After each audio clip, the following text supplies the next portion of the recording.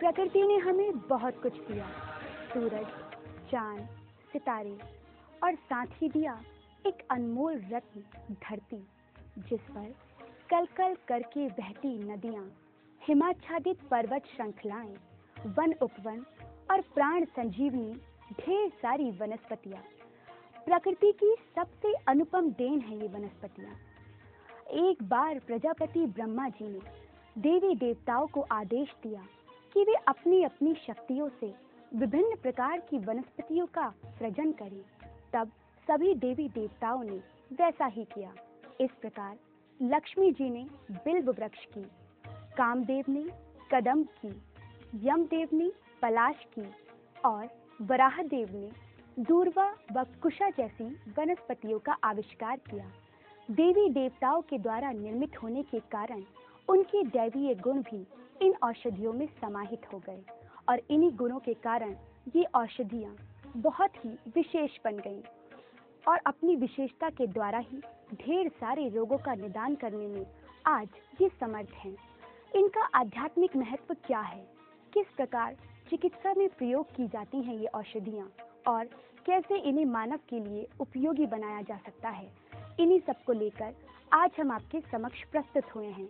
तो आइए इन्हीं सब जानकारी को प्राप्त करने के लिए चलते हैं अपने कार्यक्रम की आगे की श्रृंखला में। सबसे पहले हम शुरुआत करेंगे वट वृक्ष की जानकारी के साथ।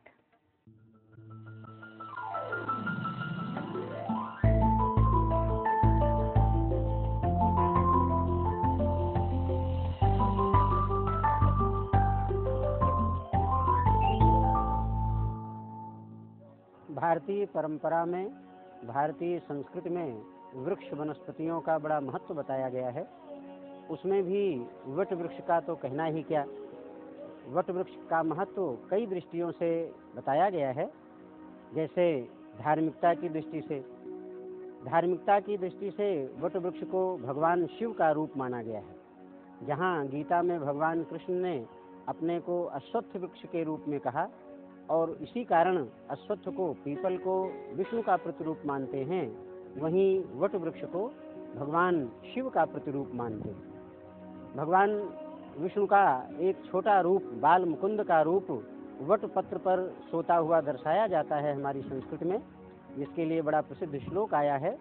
वटस्य पत्रस्य पुटे शयानम बालम मुकुंदम मनसा स्मरामि। बाल मुकुंद भगवान को जिस समय वो बहुत छोटे से अवस्था में दिखाया गया है, प्रलय काल की स्थिति में सब जगह जल ही जल है, एक वट वृक्ष पत्ते पर लेट करके अपने अंगूठे को मुंह में किए हुए वो दिखाई जाते हैं। धार्मिक दृष्टि से वट वृक्ष का बड़ा महत्व बताया गया है। सांस्कृतिक दृष्टि से भी इस वृक्ष का बड़ा महत्व है। सांस्कृतिक परंपराओं में जहाँ हमारे पर्व त्यौहार मनाए जाते हैं, वहीं एक ऐसा पर्व है, एक ऐसा त्यौहार है जो वट वृक्ष को आधार मानकर मनाया जाता है। वो है वट सावित्री व्रत। वट सावित्री पर जाति वर्ग आदि का भेदभाव भुला करके सभी महिलाएं पूजा करती हैं, वट वृक्ष की परिक्रमा करती हैं, धागा लपेटती हैं और अपने अपने पतियों के दीर्घ जीवन की कामना करती हैं। तो इस तरह से सांस्कृतिक महत्व भी इसका बहुत है। संस्कार परंपरा में वट वृक्ष का बड़ा उपयोग होता है। संस्कारों में एक बड़ा महत्वपूर्ण संस्कार आता है पुंसवन संस्कार। जिस समय जीवात्मा गर्भ में आती है और 3 माह की होती है, उस समय पुंसवन संस्कार होता है।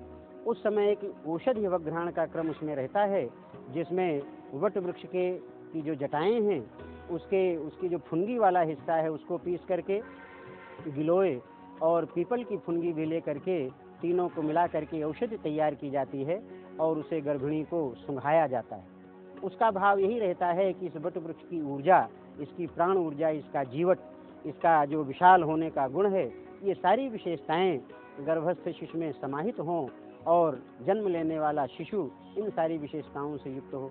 तो इस तरह से सांस्कृतिक दृष्टि से इसका बड़ा महत्व है। पर्यावरणीय दृष्टि से भी वट वृक्ष का बड़ा महत्व है। वट वृक्ष बड़ा विशाल होता है।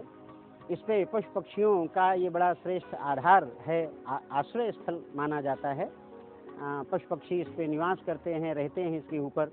तो वट वृक्ष जितना विशाल होता है, उतनी विशालता, उसी परिमाण में यह ऑक्सीजन भी उत्सर्जित करता है।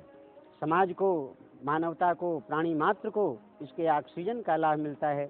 जो पशु पक्षी इसके आश्रय में रहते हैं वे इकोलॉजिकल बैलेंस बनाने में बड़ा सहयोगी बनते हैं। तो इस प्रकार से इसका पर्यावरणीय दृष्टि से भी बड़ा महत्व है। इस प्रकार से ये कई दृष्टियों से वट वृक्ष का बड़ा महत्व बताया गया है।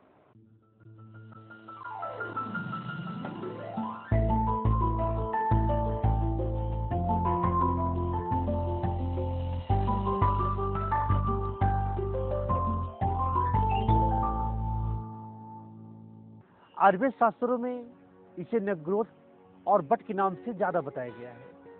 महर्षि चरक ने इसे जहाँ मूत्र संग्रहणी महाकषाय में रखा है, वहीं सुश्रुत ने इसे नवग्रोथ गढ़ में रखा है।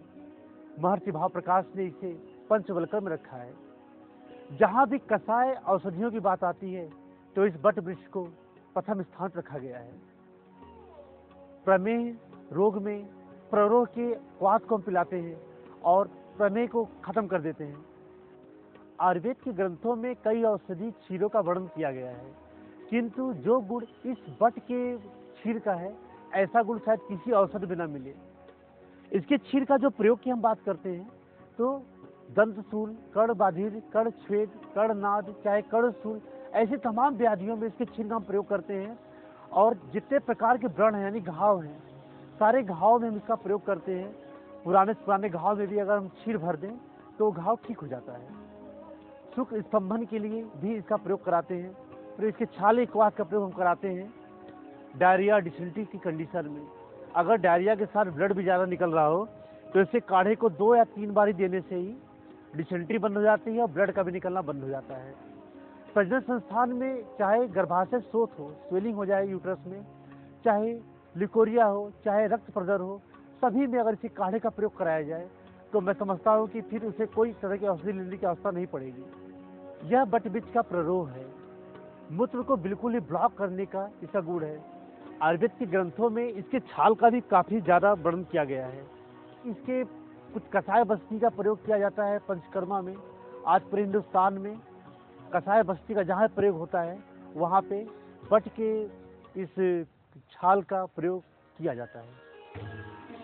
तो दोस्तों, इस प्रकार आपने जाना बट वृक्ष के गुणधर्म, धार्मिक व आध्यात्मिक महत्व और चिकित्सीय प्रयोग के बारे में। आशा है आप सभी इन जानकारियों से अवश्य ही लाभान्वित होंगे।